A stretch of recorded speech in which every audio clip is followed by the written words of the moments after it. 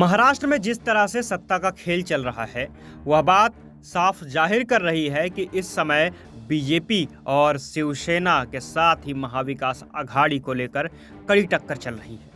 एक के बाद एक नेताओं और मंत्रियों को एक दूसरे के ऊपर हमला बोलना और साथ ही चुनाव से पहले ही कुछ इस तरह से बेचैनी दिखाना कि जैसे चुनाव कल परसों ही होने वाले हैं। इस तरह की बातों को लेकर लगातार यह बात साफ हो रही है कि महाराष्ट्र में लगातार राजनीतिक स्थिति कितनी अस्थिर बनी हुई है। इसी के बीच शिवसेना के नेता और कल्याण लोकसभा सीट से सांसद श्रीकांत शिंदे ने रविवार को पूर्व मुख्यमंत्री उद्धव ठाकरे के ऊपर जबरदस्त हमला बोला और इसके साथ ही उद्धव और आदित्य ठाकरे को जिम्मेदार बताया। बता दें कि शिंदे ने मराठी लोगों को अपना शहर छोड़कर ठाणे या कल्याण या मुंबई जाना पड़ता है, इस प्रकार का आरोप लगाया। इसके साथ ही शिवसेना के नेता और कल्याण लोकसभा सीट से सांसद श्रीकांत शिंदे ने यह भी कहा कि ठाकरे परिवार ने पिछले 15 साल से मुंबई को लूटा है और लोगों को शहर से बाहर किया है। इसके लिए केवल उद्धव ठाकरे और आदित्य ठाकरे ही जिम्मेदार हैं। इसके अलावा शिंदे ने मुंबई के वर्सोवा में पार्टी के शाखा संपर्क अभियान को संबोधित करते हुए ये सारी बात कही। उन्होंने यह भी कहा कि बृहन मुंबई नगर निगम यानी कि बीएमसी ने कोविड-19 महामारी के दौरान 6,719 रुपये प्रति बॉडी बैग की कीमत पर बॉडी बैग क्यों खरीदा, जबकि ठाणे नगर निगम ने वही बॉडी बैग 350 रुपये में खरीदा था। शिंदे ने उद्धव ठाकरे पर बीएमसी को एशिया का सबसे भ्रष्ट नगर निकाय बनाने का और साथ ही उसका नेतृत्व करने का आरोप लगाया। उन्होंने यह भी कहा कि शिवसेना ने बीएमसी पर 15 सालों से अधिक समय तक राज किया है और पिछले साल एकनाथ शिंदे और पार्टी के 39 अन्य विधायकों द्वारा उद्धव ठाकरे के खिलाफ विद्रोह के बाद पार्टी बंट गई थी।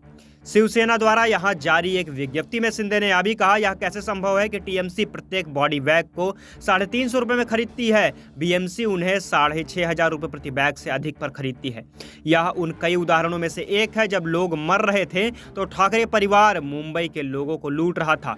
उद्धव ठाकरे के नेतृत्व में बीएमसी एशिया की सबसे भ्रष्ट नगर निकाय बन गई है। और इसके साथ ही बैठक के बाद उन्होंने मीडिया से बातचीत करते हुए यह कहा कि पहले ठाकरे परिवार को खोखे पहुंचाते थे, जो अब लोग मिलने बंद हो गए हैं। यही वजह है कि हमारे लिए हमेशा खोखे खोखे करते रहते हैं। उन्होंने कहा कि हम पर खोखे जैसे करोड़ों रुपए लेने का आरोप कई बार वे लगा चुके हैं। यह नहीं भूलना चाहिए कि एसआईटी जांच से जल्द ही पता चल जाएगा कि किसने कितने खोखे लिए हैं। ईडी की जांच में साफ हो जाएगी सूरज चौहान और सुजीत पाटकर को लिंक आखिर किस काम पहुंचेंगे। मुंबई पुलिस और बीएमसी द्वारा दिए गए 1200 करोड़ रुपए के ठेकों पर सीएजी की रिपोर्ट के संबंध में जांच करने के लिए एक विशेष जांच दल यानी कि एसआईटी का गठन किया गया है।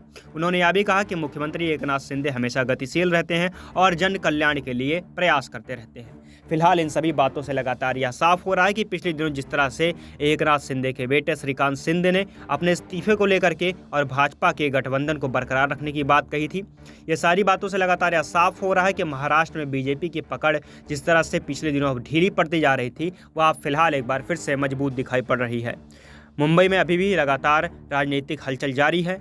देश और दुनिया की तमाम अन्य खबरों को भी जानने के लिए आप जुड़े रहिए हमारे साथ और देखते रहिए SPN 9 न्यूज़।